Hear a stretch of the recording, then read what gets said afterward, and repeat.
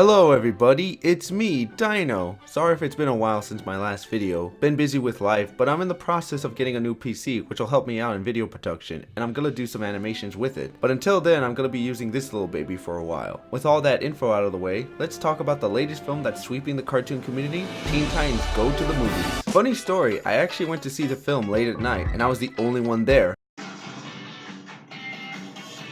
Am I the only one in here? What the fuck? That was until a couple and two families came in. Damn it, I was so close to seeing a movie all by myself. Other than that, the movie started out with an adorable short called The Late Batsby. What a hilarious pun! Jokes aside, it was charming. It was about Batgirl being late for her vigilante job with her friends. Fast-paced, hilarious, and brimming with amazing animation provided by Lauren Faust. It was a good short and I'd highly recommend it. The only downside is that this is Faust's whole career now, making a bunch of DC superhero girl shorts. Her whole Medusa movie ain't gonna happen. All those years at CalArts and being married to Craig McCracken, my nuts all wasted. I'm sorry girl, the dream is dead.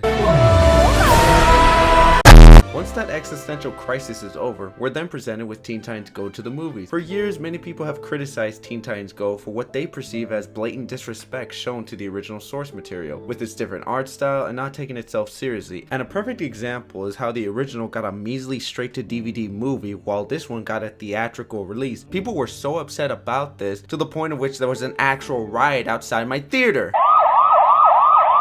However, the main film is overall pleasant, cute, albeit dumb, I'm not gonna lie, entertaining as hell, and extremely humorous. This is obviously a kid's film, so expect some lowest common denominator humor in it, like the apparent fart and butt jokes. This stuff didn't sit well with me, but I'm an old man, so who am I to judge? It might get a chuckle out from your kid. The film's plot is really simple. Robin wants a movie, selfish bastard, and he'll do whatever it takes to get one. Along the way, we meet Deadpool, but we really don't. It's his cousin Slade.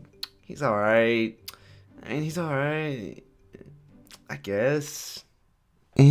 But for real, he was a really funny character, and not to spoil anything, but the plot twist is so blatantly obvious if you're a big comic book nerd. I'm not gonna say much, but all I will say is this.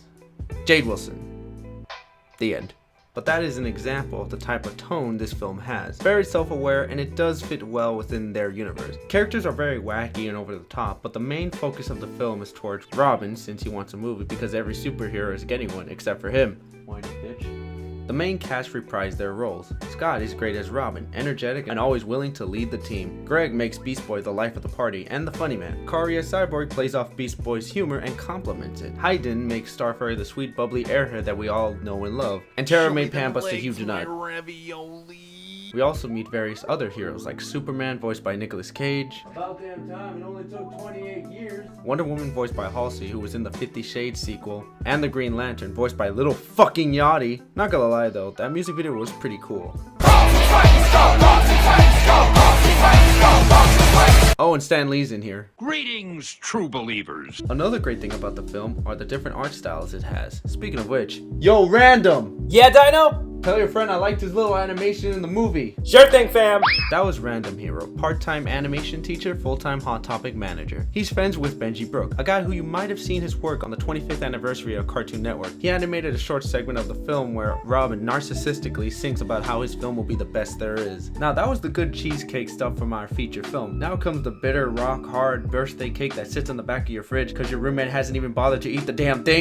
There are several negatives about this movie. One of them would have to be the voice casting. I'm not saying these voices are terrible, but they could have gotten a better match. I mean, Batman only has 2 lines. You're telling me they couldn't afford Kevin to say just a few lines? Though to be fair, after Arkham Knight, he has been getting kinda tired of doing the same voice for over 20 years. If that was the case, why couldn't Will Arnett be Batman? He already was Batman, and make Ron Perlman Slade again. I know it's a nitpick, but still, I want Batman to talk. Superman had more lines than him. The other issue for me is that we rarely interact with any other characters. It's mostly an overextended Robin episode. Now don't get me wrong, Robin isn't bad, but I would have loved to spend more time with the rest of the cast. And speaking of an overextended episode, that is the major flaw of this motion picture. It doesn't feel theatrical. Sure, the stakes are higher, but it suffers the same fate as the Simpsons movie, in which it's just 3 regular episodes stapled together into a full-length movie. But why is that? My theory is that the animation isn't of silver screen quality. Don't get me wrong, it's not bad, but it isn't worthy of the big screen. They just slightly improved the animation, more shading, more frames, and backgrounds have more detail. But I could have been at home with my fat butt on my nasty couch with free snacks, fucking sessions, and watched it for free. Why am I paying my hard-earned money to see 6 episodes stitched together that barely meets the minimum film time? And I've said this before, usually whenever a show gets a movie, its animation improves tremendously. This is just above average, and we have to talk about the elephant. You know what, it isn't even an elephant at this point, it's a goddamn whale. Alright, they're on to us. Get them back to SeaWorld. The end credit scene and how it's the biggest bait I've ever seen. This was such obvious bait that not only was I able to see the fish hook, but I could see the fishing rod as clear as day. It's already been spoiled anyway, so I don't care, who cares. The OG Titans show up at the end credit scene and state that they found a way back home. They didn't even bother to animate new scenes for this. They literally added HD frames of the show and added that crappy pasta effect, and the only character that moves is Robin. Everyone else is standing completely still. I could do this. Look, it's not that hard. It's just basic editing skills. What the hell? They show up for a single frame and say they're coming back, and the whole world goes apeshit when we know time and time again Teen Titans Go love hinting and mocking the original fans and their critics. And here's the major thing everyone overlooks. They're timeless characters that will continue to stay relevant throughout the ages. And if you don't like this interpretation, wait a few years. They'll reboot them. Apologies for the rant, but I really needed to get it off my chest ASAP. In total, Teen Titans Go to the Movies is a delightful film if you want to see some adorable jokes and to have a good laugh. But make sure you get it on the cheap side, or wait till it gets on Netflix, Hulu, Amazon Prime, or that totally legal website that no one uses to get footage for their reviews. This has been Dino, and stay gorgeous, everyone.